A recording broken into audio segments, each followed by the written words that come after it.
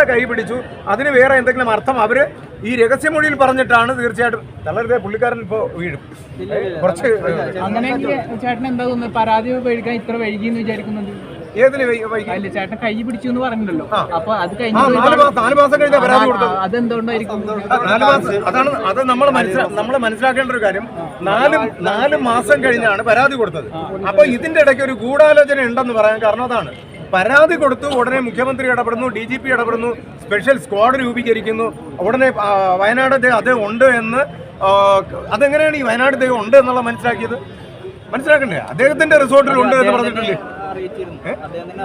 അതെ. അപ്പൊ അദ്ദേഹത്തിന് മുൻകൂർ ജാമ്യം എടുക്കാനുള്ള സമയം കൊടുക്കണ്ടേ? അദ്ദേഹം തന്നെ പറഞ്ഞു, ഞാൻ ജാമ്യം എടുക്കാൻ വേണ്ടി പോകുന്ന സമയത്താണ് അറസ്റ്റ് ചെയ്തതെന്ന്.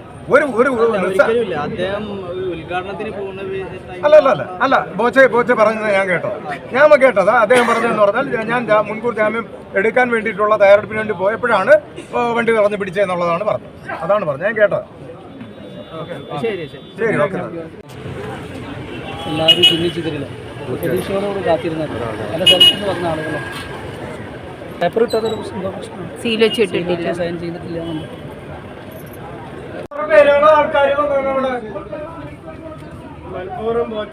മലപ്പുറം ബോച്ചനെ ഇതാക്കാണ്, ജനങ്ങളുടെ സപ്പോർട്ട് കൂടിയാണ്.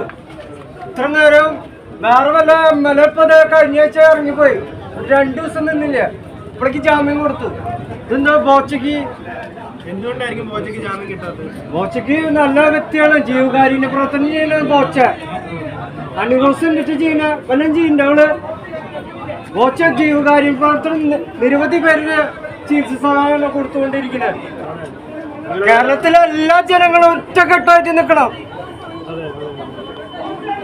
ബോച്ചയ്ക്ക് ജയ്, ബോച്ചയ്ക്ക് ജയ്.